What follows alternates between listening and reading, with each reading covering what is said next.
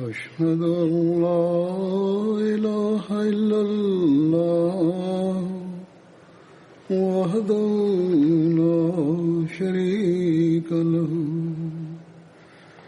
وأشهد أن محمدا عبده ورسوله أما بعد فأعوذ بالله من الشيطان الرجيم بسم الله الرحمن الرحيم الحمد لله رب العالمين الرحمن الرحيم مالك يوم الدين إياك نعبد وإياك نستعين اهدنا الصراط المستقيم صراط الذين أنعمت عليهم غير المغضوب عليهم ولا الضالين.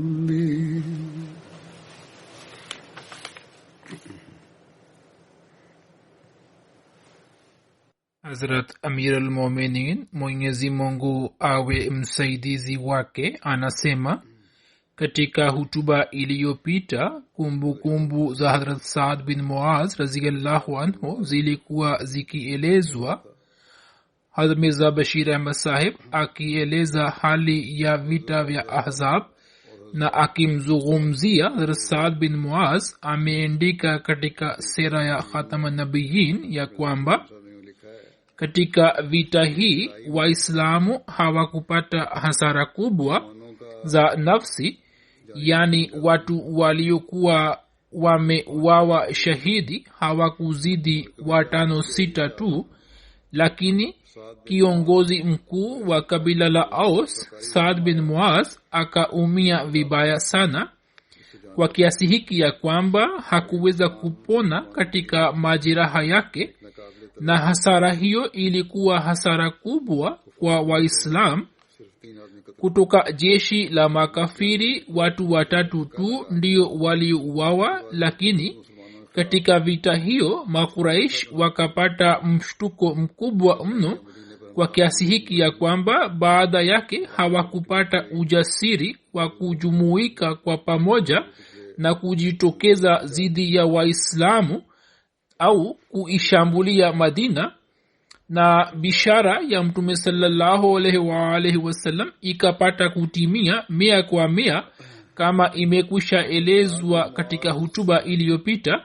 Mtume sallallahu alaihi wasallam alikuwa amesema ya kwamba sasa makafiri hawatapata ujasiri wa kutuvamia. Wakati wa vita vya Handaki Hazrat Saad bin Muaz akaumia mkono wake, na kutokana na majeraha yake akafariki dunia. Hazrat Aisha radhiyallahu anha anasimulia ya kwamba siku ya vita vya Handaki nilitoka nje na nilikuwa natembea juu ya nyayo za watu, ambapo nikasikia sauti nyuma yangu. Nikageuka nyuma nikamwona Hassan bin Muaz pamoja na mpwa wake Haris bin Aus akiwa ameshika ngao. Nikaketi chini. Hassan bin Muaz akapita karibu nami ilhali alikuwa anasoma ubeti huu wa kivita usemao: labis qalilan yudrikul hayja al hamal ma ahsana al mauta iza hana al ajal, yani ngojeni kidogo hadi hamal ahuzurie vitani, mauti ni bora ulioje ufikapo katika muda wake uliopangiwa.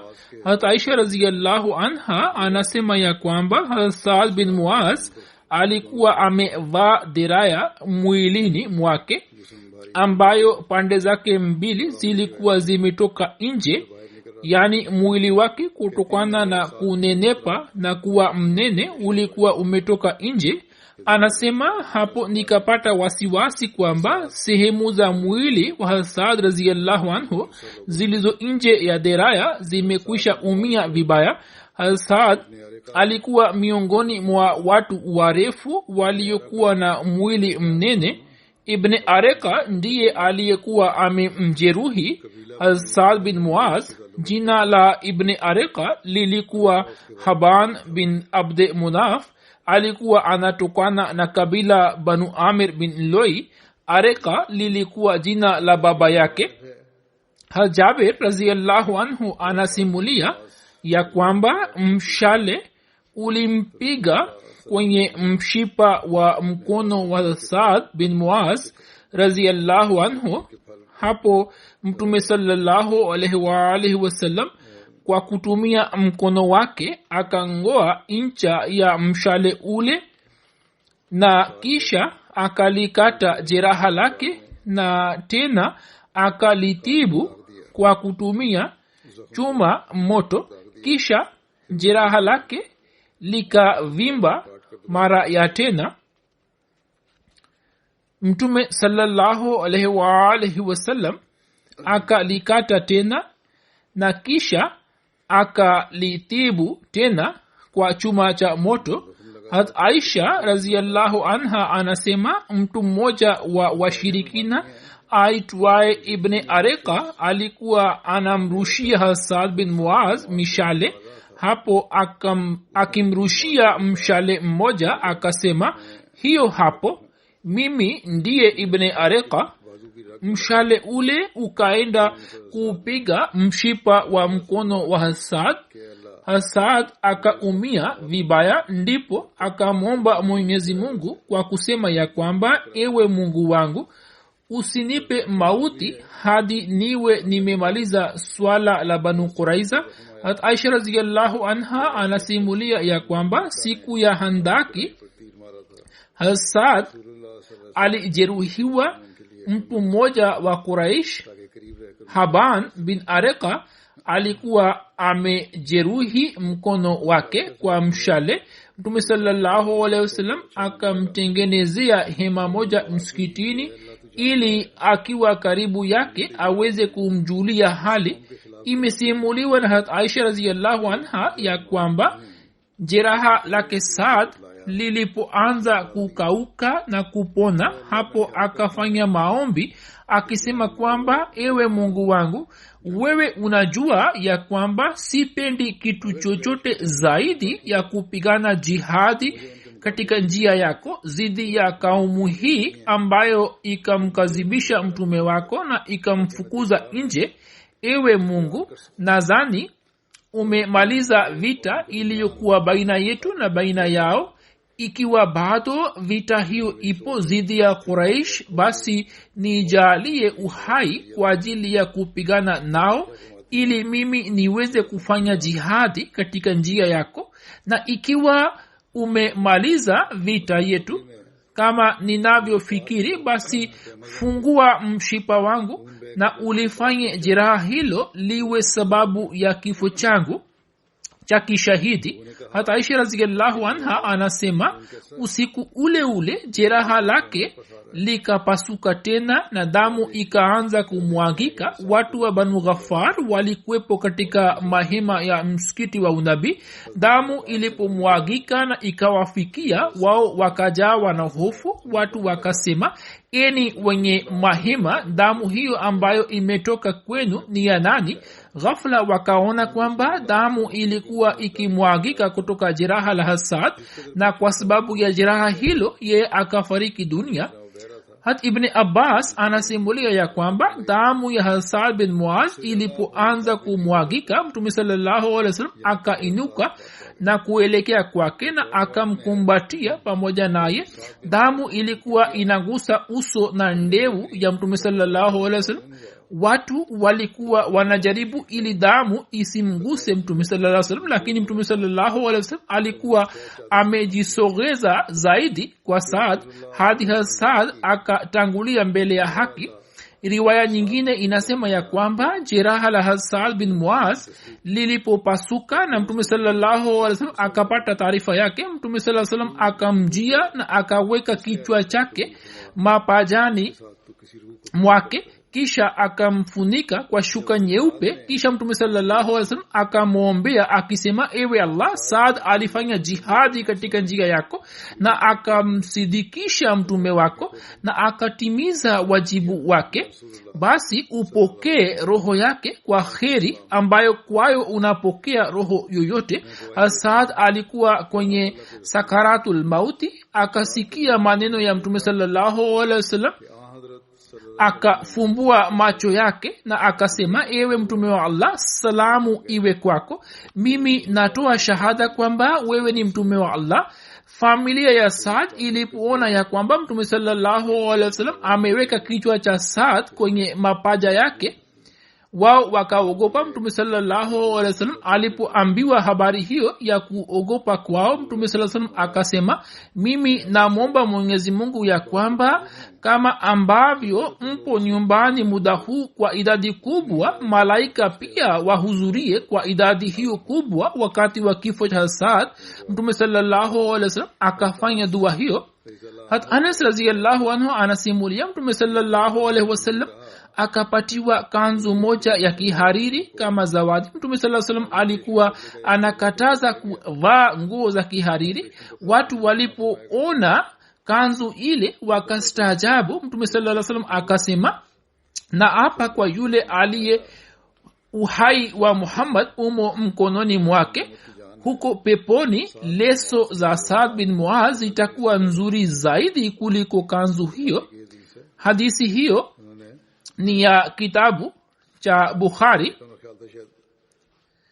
Maswahaba wakaona kitambaa ambacho mtume sallallahu alaihi wasallam alikuwa amekishika mkononi mwake, wakafikiri kwamba labda mtume sallallahu alaihi wasallam atakitumia, kwani alikuwa anakataza kukitumia hariri. Lakini mtume sallallahu alaihi wasallam kwa kuashiria kwa kitambaa hicho akatoa mfano huo. Katika riwaya ya Muslim imeandikwa hivi ya kwamba Hazrat Baraa anasema, mtume sallallahu alaihi wasallam akaletewa kanzu ya kihariri kama zawadi. Maswahaba zake wakaanza kuigusa na wakastaajabu juu ya ulaini wake. Hapo mtume sallallahu alaihi wasallam akasema, je, mnastaajabu juu ya ulaini wake? Kwa yakini huko peponi leso za Saad bin Muaz ni bora na laini zaidi kuliko zawadi hiyo. Hazrat Jabir radhiyallahu anhu anasimulia, nilimsikia mtume sallallahu alaihi wasallam akisema ya kwamba kutokana na kifo cha Saad bin Muaz arshi ikatikisika. Hiyo ni riwaya ya Bukhari na imo katika Muslim ya kwamba Anas bin Malik alisema ya kuwa mtume wa Allah pale jeneza yake Hazrat Saad ilipokuwa imewekwa akasema, kwa sababu yake arshi ya Rahman imetetemeka. Mirza Bashir Ahmad Sahib amefafanua zaidi kuhusu mambo hayo, naye anaandika ya kwamba katika vita vya Handaki, Saad bin Muaz mkuu wa kabila la Aus aliumia mkono wake, na pamoja na kupatiwa matibabu yote jeraha lake lilikuwa halikupona, na likipona kidogo lilikuwa linafunguka mara kwa mara. Kwa kuwa yeye alikuwa sahaba mwaminifu sana na mtume sallallahu alaihi wasallam alikuwa makini sana kuhusu matibabu yake, hivyo wakati wa kurejea kutoka vita vya Handaki, mtume sallallahu alaihi wasallam alikuwa ametoa mwongozo ya kwamba Saad awekwe katika hema lililokuwa limetengenezwa katika ua wa msikiti, ili mtume sallallahu alaihi wasallam kwa urahisi aweze kumjulia hali. Mama mmoja Muislamu aitwaye Rafida alikuwa ameteuliwa kwa ajili ya matibabu yake, ambaye katika kuwatibu wagonjwa na katika mambo ya uuguzi alikuwa mahiri sana. Yani alikuwa na hema ambapo wagonjwa walikuwa wamelazwa, na yeye kikawaida akitengeneza hema lake katika ua wa misikiti alikuwa anawatibu Waislamu waliokuwa wamejeruhiwa. Lakini pamoja na umakini huo wote, hali ya Saad haikuboreka, na katika muda huo tukio la Banu Quraiza pia likatokea ambalo likamchosha zaidi na udhaifu wake ukamzidi mno.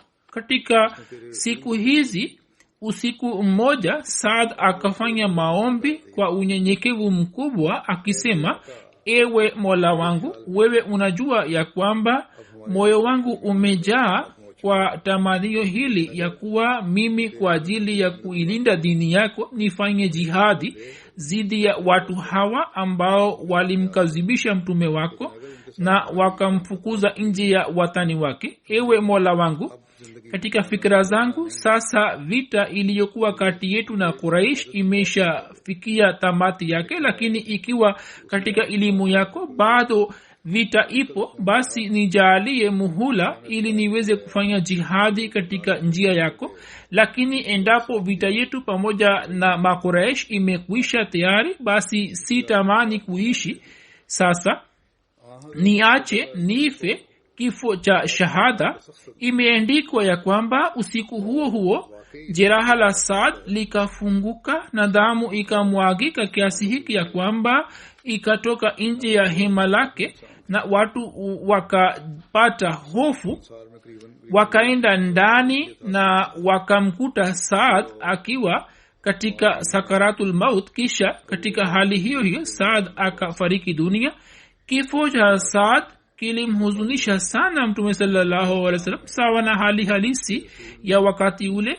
Kifo cha Saad kilikuwa pigo kubwa kwa Waislamu. Saad katika Maanswar alikuwa na cheo na nafasi kubwa kama vile Hazrat Abubakar radhiyallahu anhu alivyokuwa nacho katika Muhajirina, katika ikhlasi, katika kujitolea kwenye kuitumikia Islam, katika kumpenda Mtume sallallahu alaihi wasallam. Mtu huyo alikuwa na nafasi ya kipekee ambayo watu wachache tu ndio wanayoipata, na kutokana na matendo yake yote ilikuwa inadhihirika kwamba mapenzi ya Islam na mapenzi ya mwanzilishi wake ndiyo chakula chake cha kiroho.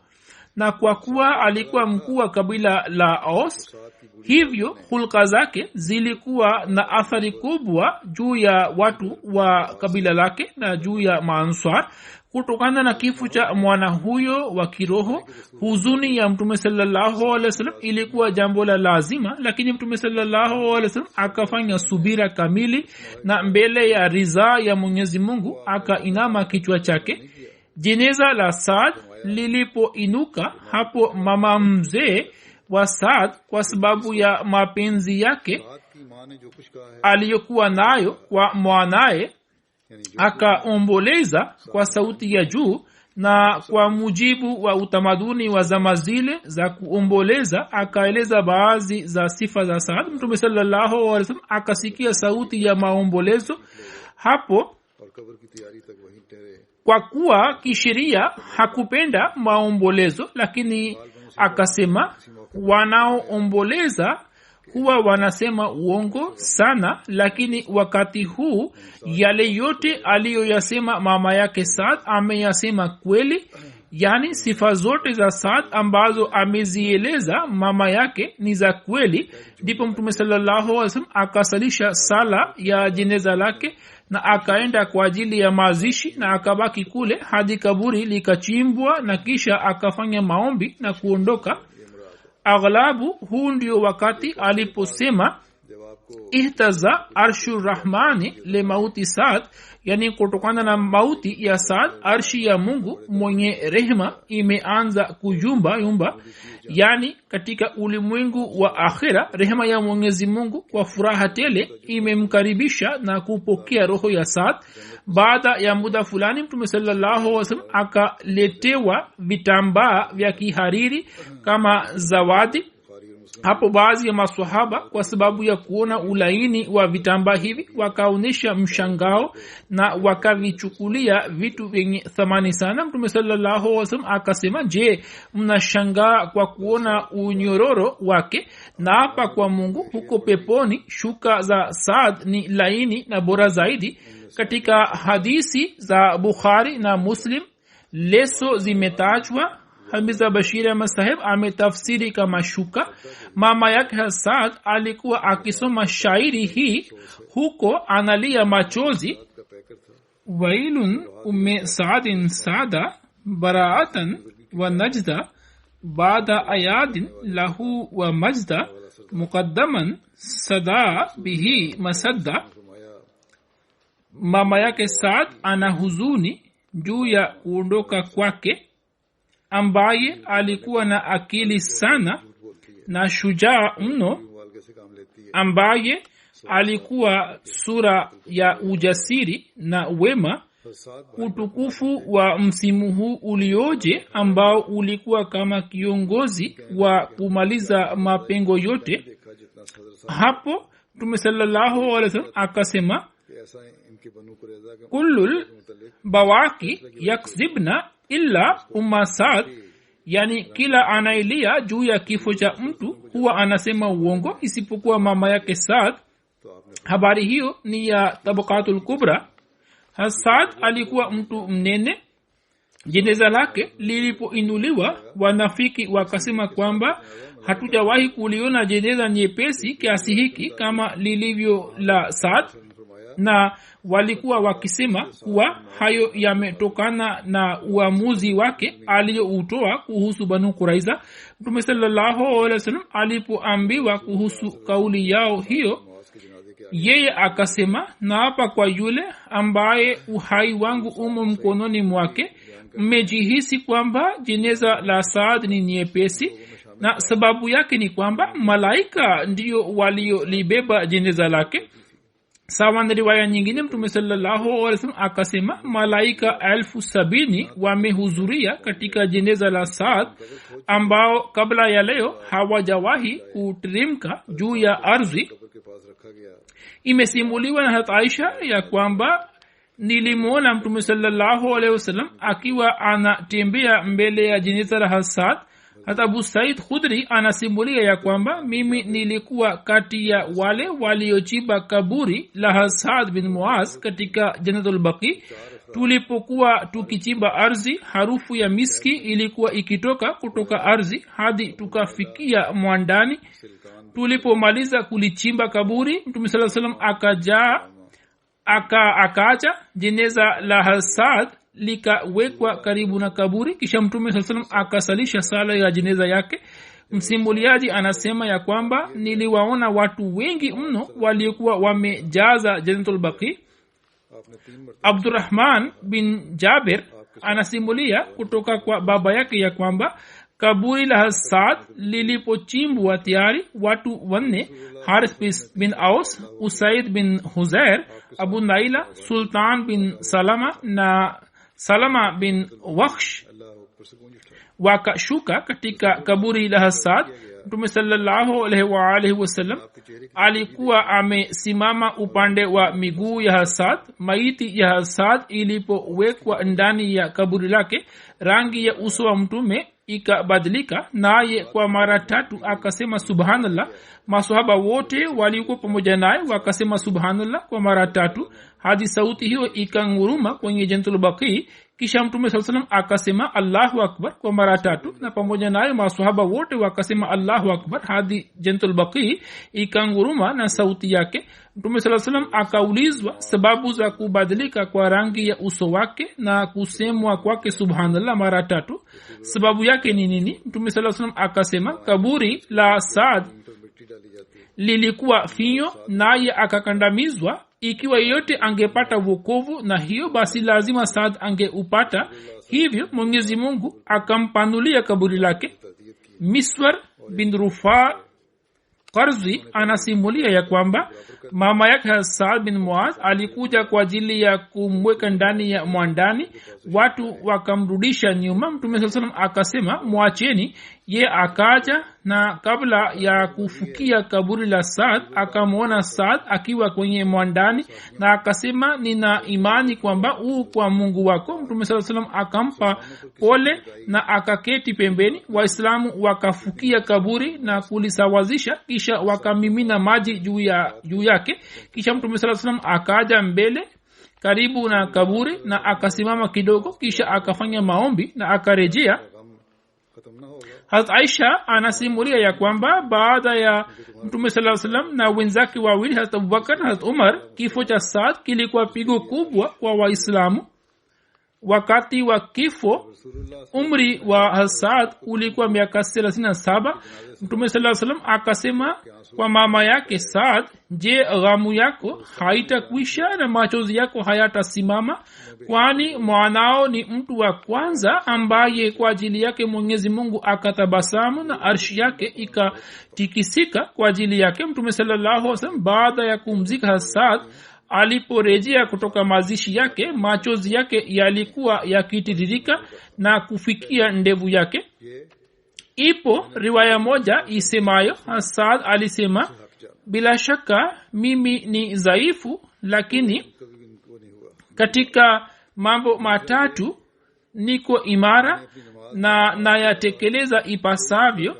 La kwanza, yale niliyoyasikiliza kutoka kwa Mtume sallallahu alaihi wasallam nikayaamini ndiyo haki na kweli. La pili, sikuliacha wazo jingine lolote liingie katika sala yangu isipokuwa kusali tu kwa umakini. La tatu, jeneza lolote lilipokuwa likiletwa, mimi kwa kujiweka katika mahala pake nilikuwa nafikiri ya kwamba mtu huyo atasema nini na mambo gani ataulizwa, kana kwamba mimi nimefanyiwa mahojiano. Yani alikuwa na wasiwasi na fikra kuhusu akhira yake. Hat Aisha radhiyallahu anha anasimulia ya kwamba walikwepo watu watatu wa maanswar, wote walitokana na Banu Abdul Ashal, na baada ya Mtume sallallahu alaihi wasallam hakuna yote aliyekuwa anafadhiliwa juu yao, na hawa walikuwa kina Sa'd bin Mu'adh, Hazrat Usaid bin Huzair na Hazrat Ubada bin Bishr. Sahaba anayefuata ni Hazrat Sa'd bin Abi Waqas radhiyallahu anhu. Kunia yake ilikuwa Abu Ishaq, jina la baba yake lilikuwa Malik bin Uhaib, ilhali katika riwaya zingine Malik bin Wahaib pia limeelezwa. Baba yake alikuwa maarufu zaidi kwa sababu ya kunia yake Abu Waqas, ndiyo sababu anaitwa Saad bin Abi Waqas. Jina la mama yake lilikuwa Hamna binti Sufyan. Saad bin Abi Waqas alitokana na kabila la Quraish la Banu Zuhra. Hazrat Saad bin Abi Waqas ni miongoni mwa masahaba 10 ambao Mtume sallallahu alaihi wasallam katika maisha yake alikuwa amewapatia habari njema ya kwenda peponi. Masahaba hawa 10 wanajulikana kwa jina la Ashra Mubashira, na Saad bin Abi Waqas alikuwa wa mwisho katika hawa aliyefariki dunia. Masahaba hawa wote walitokana na muhajirina, na Mtume sallallahu alaihi wasallam wakati wa kifo chake alikuwa amewarizia. Saad bin Abi Waqas akieleza tukio la kusilimu kwake anasema ya kwamba hakuna yeyote aliyesilimu siku ile ambapo nilisilimu mimi, na nikaendelea kusubiri kwa siku 7, na nilikuwa sehemu ya 3 ya Waislam, yani tulikuwa watu watatu tu. Anasema ya kwamba mimi kabla ya swala kufaradhishwa nilikuwa nimesha silimu. Binti yake akieleza tukio la kusilimu kwa Hasad anasema Hasad alisema ya kuwa niliona kwenye ndoto ya kwamba nipo gizani na sioni chochote. Ghafla naona kwamba mwezi umeandama na nikaanza kuelekea kwake. Ndipo naona ya kwamba Zaid bin Harisa, Hazrat Ali na Hazrat Abubakar radhiyallahu anhum wamenitangulia na wanaelekea huko. Nikawauliza, mmefika lini? Nao wakajibu, sasa hivi tumefika. Hasad anasema nilikuwa nimepata taarifa ya kwamba Mtume sallallahu alaihi wasallam ameanza kuwaita watu kwenye Islam kwa kujificha, hivyo nikaenda kukutana na Mtume sallallahu alaihi wasallam katika Shebe Ajiyat. Ajiyad ni sehemu moja iliyo karibu na mlima wa Safa mjini Makka, ambapo Mtume sallallahu alaihi wa alihi wasallam alikuwa amewachunga mbuzi. Mtume sallallahu alaihi wasallam alikuwa amemaliza swala ya alasir, ndipo nikafika kwake, na kwa kufanya bayati nikasilimu. Binti yake Saad aitwaye Aisha binti Saad anasimulia ya kwamba nilimsikia baba yangu akisema ya kwamba niliposilimu wakati huo umri wangu ulikuwa miaka 17. Katika riwaya zingine pale alipomwamini umri wake umeelezwa miaka 19. Waislamu watano waliotangulia katika imani na kutokana na mahubiri ya Abubakar wakasilimu, na katika Islam wana nafasi kipekee. Kati ya hawa Saad bin Abi Waqas ni mtu wa tatu ambaye wakati ule alikuwa kijana na umri wake ulikuwa miaka 19 tu. Alitokana na Banu Zuhra na alikuwa shujaa sana. Katika zama za ukhalifa wa Umar akapata ushindi juu ya Iraq, na katika zama za Amir Muawiya akafariki dunia. Hazrat Saad bin Abi Waqas amesimulia hadithi nyingi za Mtume sallallahu alaihi wasallam. Mwana wake Saad aitwaye Musab anaeleza ya kwamba baba yangu Saad akaniambia ya kwamba mama yangu alikuwa ameapa kwamba hataongea nami hadi niache dini yangu na nitoke nje ya Islam. Hivyo akaacha kula na kunywa.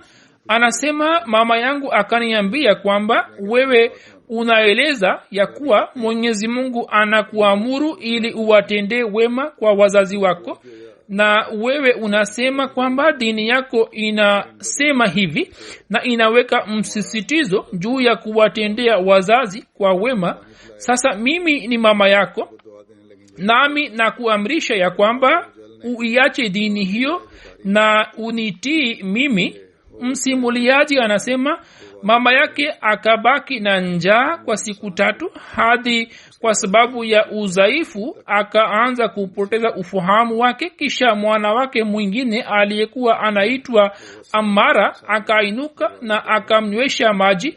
Kisha mama yake akaanza kumkaribia Saad. Ndipo Mwenyezi Mungu akaiteremsha aya hii isemayo, wa wasainal insana biwalidayhi husna, na tumemuhusia mwanadamu afanye wema kwa wazazi wake. Hiyo ni aya ya sura Al-Ankabut. Kisha katika sura Luqman imebainishwa hivi ya kuwa wa in jahadaka ala an tushrika bihi, na kama wazazi wako wakushurutishe kurishirikisha basi usiwatii. Kisha imeelezwa huko mbele ya kwamba wasahibhuma fi dunya maarufa, na usuhubiane nao duniani kwa wema na uwatendee kwa wema. Yani katika mambo ya dini ikiwa wanakushurutisha kurishirikisha basi usiwatii, lakini katika mambo ya dunia uendelee kuwatendea kwa wema na kwa huruma. Usifuate jambo lao na usiwatii, lakini katika mambo ya dunia unatakiwa uwatendee kwa wema na kwa upole na kwa huruma, na uendelee kukutana nao.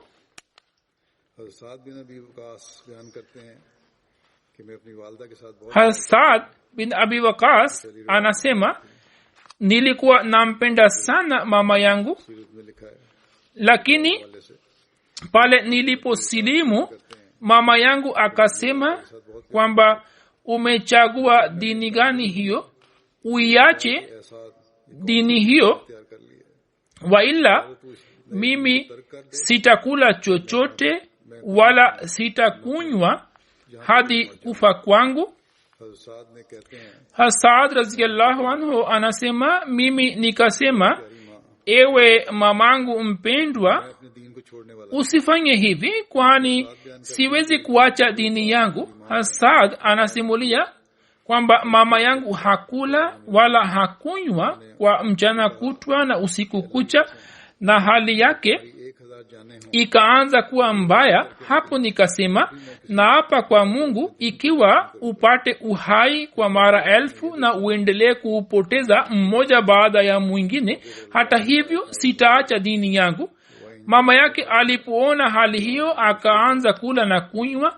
Wakati huo Mwenyezi Mungu akateremsha aya hii inayosema kuwa wa in jahadaka ala an tushrika bi ma laysa laka bihi ilm fala tutihuma wa sahibhuma fi dunya maarufa, na kama wazazi wako wakushurutishe kunishirikisha na yule ambaye huna habari naye, basi usiwatii na usuhubiane nao duniani kwa wema.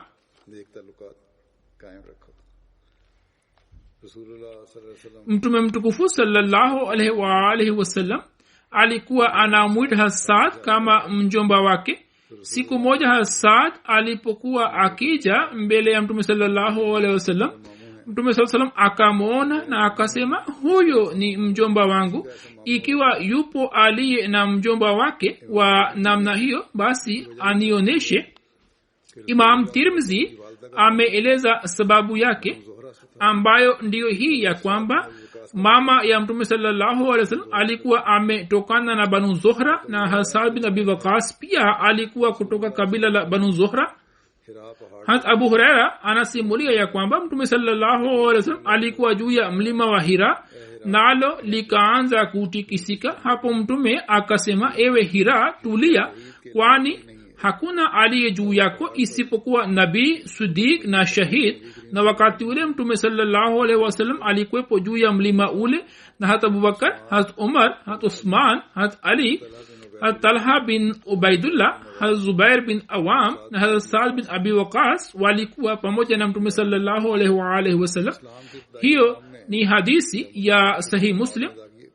Katika zama za awali za Islam, Waislamu walipokuwa wanaswali kwa kujificha, basi safari moja Saad alikuwa akiswali pamoja na masahaba wachache katika pango moja la Makka. Washirikina wakawafikia na wakaanza kuwazihaki Waislamu na wakaanza kuaibisha dini yao ya Islam, na wakaanza kusema maneno machafu dhidi ya dini ya Islam, hadi ikajitokeza hali ya kivita. Hasad akampiga mshirikina mmoja kichwani kwa mfupa wa ngamia na kichwa chake kikapasuka. Hiyo ilikuwa damu ya kwanza iliyomwagwa katika zama za Islam. Makafiri walipo wahusuru Waislamu katika Shebe Abi Talib, Waislamu waliopata mateso mengi hayo, Hasad bin Abi Waqas alikuwa mmoja wao aliyevumilia mateso yote.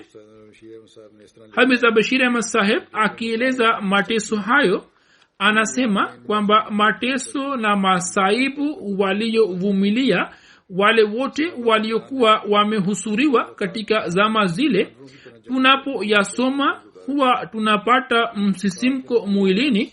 Masahaba wanaeleza kwamba baadhi ya wakati tulikuwa tukila majani ya maporini na tulikuwa tunamaliza njaa. Saad bin Abi Waqas anaeleza ya kwamba safari moja wakati wa usiku mguu wake ukakanyaga kitu fulani laini, labda kutakuwa na kipande cha tende. Wakati ule alikuwa na njaa kali, naye akakiinua mara moja na akakimeza. Yeye anasimulia kwamba hadi leo sijui kwamba nilikuwa nimekula nini.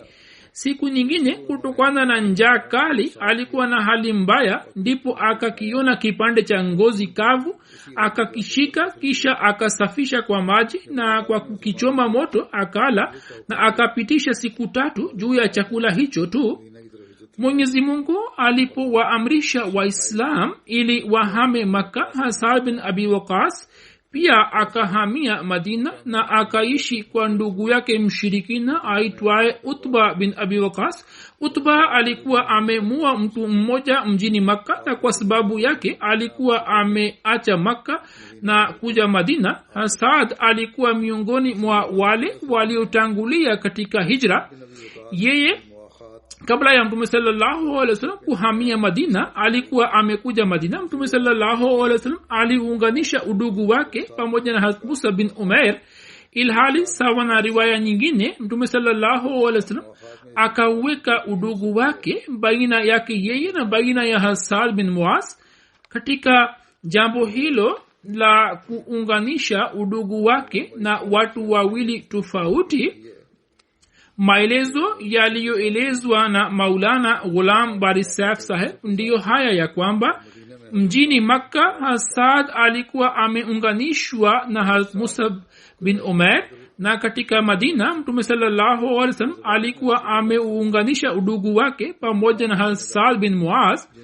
Hasad alikuwa miongoni mwa wapanda farasi waliokuwa mashujaa wa Quraish. Katika vita mbalimbali alikuwa anapatiwa jukumu la kumlinda na kumhifadhi Mtume sallallahu alaihi wasallam. Abu Ishaq anasimulia kwamba watu 4 katika maswahaba wa Mtume sallallahu alaihi wasallam walikuwa wenye kushambulia vikali Hazrat Umar, Hazrat Ali, Hazrat Zubair na Hazrat Saad. Baada ya kuhamia Madina, Waislamu walikuwa na hofu ya kushambuliwa na makafiri, na kwa sababu yake mwanzoni Waislamu walikuwa wanaamka usiku na walikuwa wanalinda mazingira. Na Mtume sallallahu alaihi wasallam pia mara nyingi alikuwa halali. Kuhusiana na hilo, Hazrat Aisha radhiyallahu anha anasema katika zama za kuhamia Madina, usiku mmoja Mtume sallallahu alaihi wasallam hakuweza kulala. Hapo akasema, lau kama kutoka maswahaba zangu mtu fulani mwaminifu angenilinda usiku huu. Bi Aisha anasema tulikuwa na wazo hilo, ndipo tukasikia sauti ya silaha. Mtume sallallahu alaihi wasallam akasema, ni nani huyo? Mtu aliyekuwa amekuja akasema, ni mimi Saad bin Abi Waqas. Mtume sallallahu alaihi wasallam akamuuliza, umekuja kufanya nini? Yeye akasema, nimekuja kukulinda, nilikuwa nimepata hofu juu yako. Hapo Mtume sallallahu alaihi wasallam akamwombea Saad bin Abi Waqas na akalala. Katika hadisi ya Bukhari na Muslim habari hiyo ya kumwombea Saad zimeelezwa, lakini dua gani Mtume sallallahu alaihi wasallam alikuwa amemwombea habari hiyo haipo, isipokuwa katika manaqib Saad zilizoelezwa na Imam Tirmizi. Katika manaqib zake ipo riwaya moja iliyosimuliwa na mwanae Qais aliyesema ya kwamba baba yangu Saad alikuwa anasema ya kuwa Mtume sallallahu alaihi wasallam alikuwa ameniombea hivi kwamba Allahum mustajib li Saadin iza daa, yani ewe Allah, Saad akikuomba dua basi umpokelee dua yake. Na katika Ikmal fi Asma'i Rijal imeandikwa hivi ya kwamba Mtume sallallahu alaihi wasallam alikuwa amemwombea ya kwamba ewe Mungu umjalie ili mshale wake uende kulenga vizuri uwindo wake na upokee maombi yake. Kwa sababu ya dua hiyo ya Mtume sallallahu alaihi wasallam, Saad alikuwa maarufu sana katika kupokelewa kwa maombi yake. Maombi yake yalikuwa yanapokelewa na Allah subhanahu wa ta'ala. Mtu mmoja akamtungia uongo, Saad akamwombea dua zidi yake akisema kwamba ewe Allah, ikiwa mtu huyo ni mwongo basi upoteze uwezo wa kuona kwake na apate umri mrefu na umuingize katika fitina, basi yote yakatimia juu yake. Imeandikwa katika riwaya moja ya kuwa Qais bin Abi Hazim anasimulia kwamba siku moja mjini Madina nilipokuwa naenda sokoni, nikafikia maeneo ya Hijr Uzaid, ndipo nikawaona watu wengi waliokuwa wamemzunguka mtu mmoja aliyekuwa amepanda kipando chake na alikuwa anamtukana Hazrat Ali. Hapo Saad pia akaja kule na akawauliza watu kwamba imekuwaje. Watu wakamjibu kwamba mtu huyo anamtukana Hazrat Ali. Saad akasonga mbele na watu wakampa njia hadi akaenda kusimama mbele ya mtu huyo na akamuuliza, bwana we, kwa nini unamtukana Hazrat Ali? Je, hakuwa wa kwanza kusilimu? Je, hakuwa wa kwanza aliyekuwa amesali pamoja na Mtume sallallahu alaihi wasallam? Je, si mcha Mungu zaidi kuliko wengine? Je, si mwenye elimu zaidi kuliko wengine? Hasan akaendelea kueleza sifa zake hadi akasema, je, Mtume sallallahu alaihi wasallam hakumuozesha binti yake kwa Hazrat Ali na kumpatia bahati ya kuwa mwanamke? Je, hakuwa mwenye kubeba bendera pamoja na Mtume sallallahu alaihi wasallam katika vita mbalimbali? Msimuliaji anasema kwamba hapo baada yake Saad akaelekea kibla na akainua mikono yake kwa ajili ya maombi na akafanya maombi ya kwamba, ewe Allah, ikiwa mtu huyo amemtukana wali wako mmoja kati ya mawali zako, basi kabla ya watu kutawanika kutoka hapa, onesha nishani ya kudra yako. Msimuliaji anasema tulikuwa bado hatujatawanika kutoka mahala pale ambapo kipando cha mtu huyo kikamwangusha chini na kikampiga kichwani mwake juu ya jiwe, ndipo kichwa chake kikapasuka na mtu huyo akafariki pale pale. Baada ya kuhamia Madina, usiku mmoja, jinsi Saad alivyokuwa amemlinda Mtume sallallahu alaihi wasallam, tukio lake jingine litokalo wakati wa vita vya Handaki pia linapatikana katika historia. Hazrat Musleh Maud radhiyallahu anhu anasema ya kwamba Aisha alisimulia kuwa Mtume sallallahu alaihi wasallam katika kulinda alikuwa anachoka, kisha alikuwa anarejea na kupumzika kidogo, tena alikuwa anatoka nje ili aende kulinda mahala fulani. Kutokana na kulinda mfululizo na kupata usingizi, Mtume sallallahu alaihi wasallam akachoka mno, na siku moja wakati wa usiku akasema, lau kama wakati huu angekwepo muislamu yeyote muaminifu ambaye angelinda kule na mimi ningelala kidogo. Ndipo akasikia sauti ya Saad bin Muaz kutoka nje. Mtume sallallahu alaihi wasallam akamuuliza, umekuja kufanya nini? Yeye akasema, nimekuja kukulinda wewe. Mtume sallallahu alaihi wasallam akasema, sina haja ya ulinzi, wewe uende mahala fulani ambapo kuna moja ya handaki imevunjika, nenda kule na uilinde ili waislamu wabaki salama. Hivyo Saad akaenda kule na Mtume sallallahu alaihi wasallam kwa muda kidogo akalala. Huzur amesema kwamba kumbukumbu zilizobaki za Saad zitaelezwa katika hutuba ijayo inshallah. Wakati huu leo pia nitasalisha sala ya jeneza 3 kwa ghaibu. Marehemu wa kwanza ni Master Abdul Sami Khan Saheb Katgari, ambaye Julai 6 alifariki dunia mjini Rabwa. Inna lillahi wa inna ilaihi rajiun. Marehemu alizaliwa mwaka 1937 katika Qadian. Baba yake Abdurrahim Saheb Katgari alikuwa mtumishi wa zamani wa jumuiya. Babu yake Hazrat Chaudhry Abdul Salam Khan Saheb mwaka 1903 alikuwa amefanya bayati juu ya mkono wa Sayyidina Ahmad Aslam. Marehemu alipata masomo yake ya awali katika Qadian, kisha ikatokea partition, yani uhuru baina ya India na Pakistan. Hivyo akafanya matric akiwa mjini Rabwa. Amewaacha nyuma watoto wawili. Mke wake miaka 3-4 iliyopita alikuwa amefariki dunia mwaka 1960. Baada ya kufanya BSc mwaka huo alikuwa ameanza kufundisha katika shule ya Talimul Islam.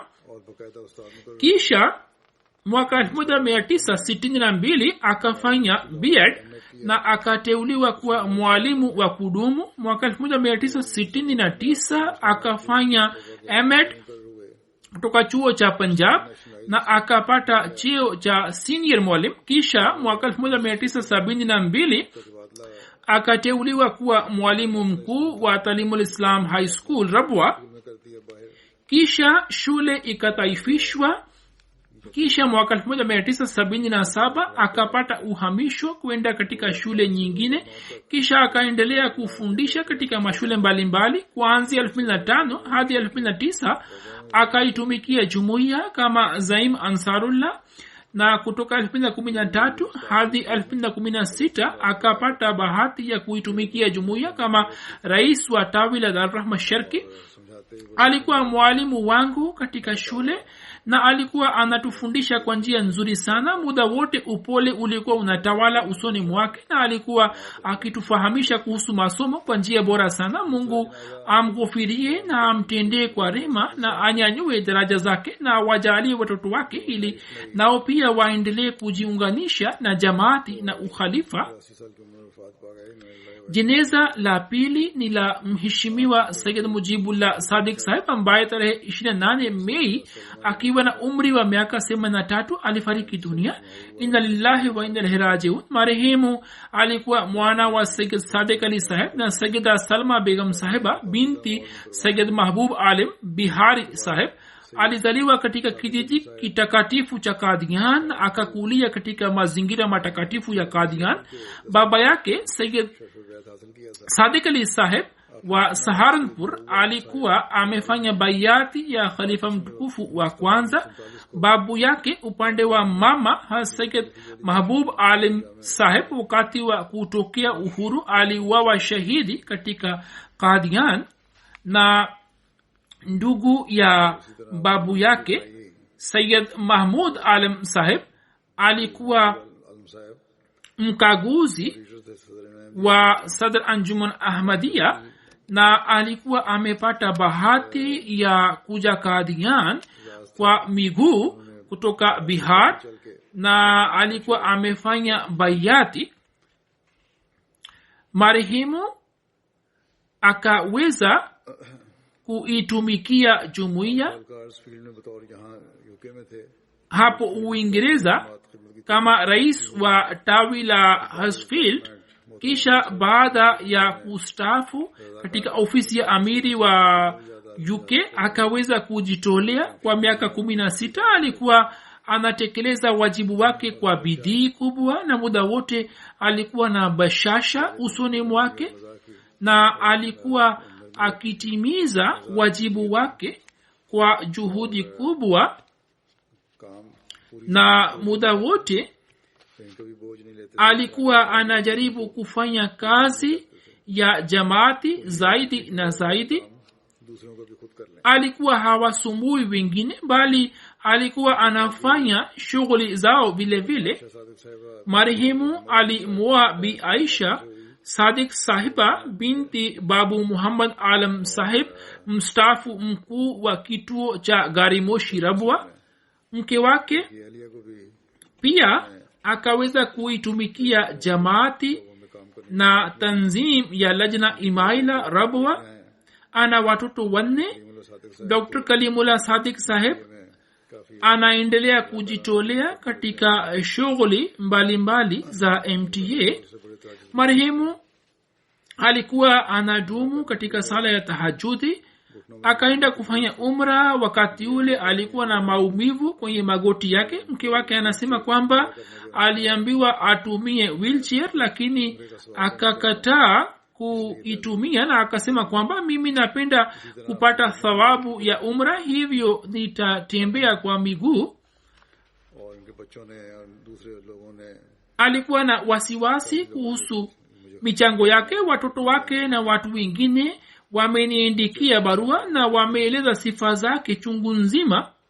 Kikawaida watoto huwa wanaeleza sifa za wazazi na watoto wake jinsi ambavyo wamejiunganisha na jamaa. Hiyo inaonyesha kwamba marehemu kwa kweli amezalisha mapenzi ya jamaa na mapenzi ya ukhalifa mioyoni mwao na amewalea vizuri.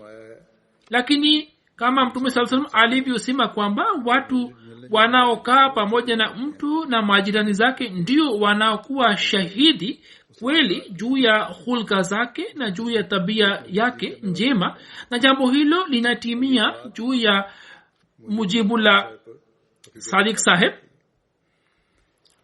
Majirani zake wasiokuwa Waislamu ambao yeye alikuwa anawatumikia na alikuwa anawaambia watoto wake kwamba nao pia wawatumikie, juu ya kifo chake walikuwa na huzuni kubwa sana.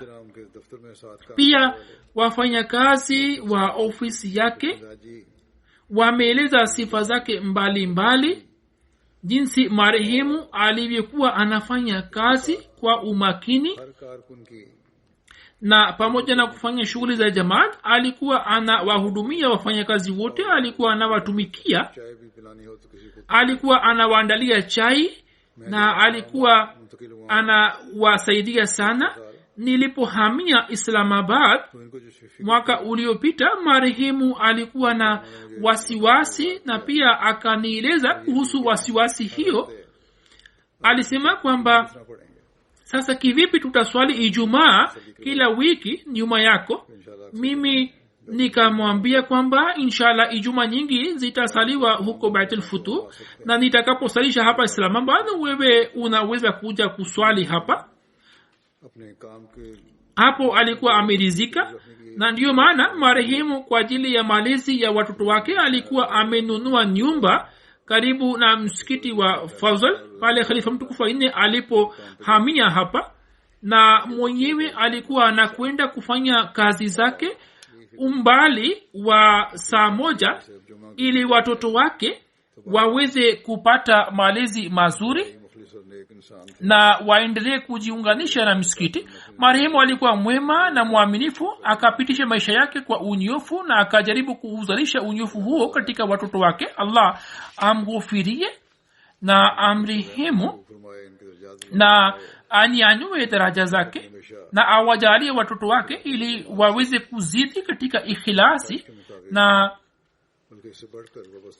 Mwenyezi Mungu awajalie kwamba waendelee kusonga mbele katika unyofu, na amlinde mke wake na amjalie utulivu. Pia kuna jeneza la 3 ni la mfanyakazi wetu Rana Naimuddin Saheb ambaye alikuwa mtumishi wa zamani wa jumuiya. Kumbukumbu zake nimekwisha eleza. Sasa jeneza lake pia nitalisalisha pamoja na jeneza hizi. Mwenyezi Mungu awaghufirie wote.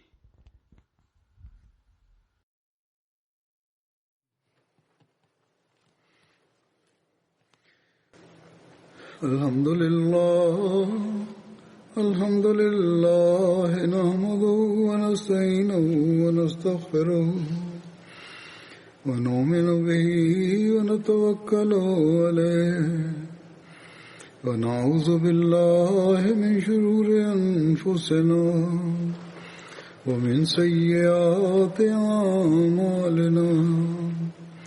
من يهده الله فلا مضل له ومن يضلل فلا هادي له ونشهد أن لا إله إلا الله ونشهد أن محمدا عبده ورسوله.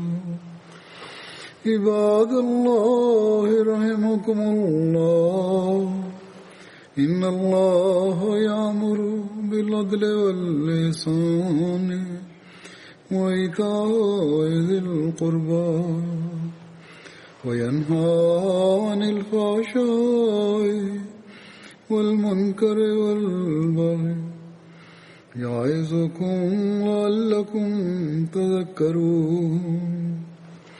اذكروا الله يذكركم وادعوه يستجب لكم ولذكر الله أكبر.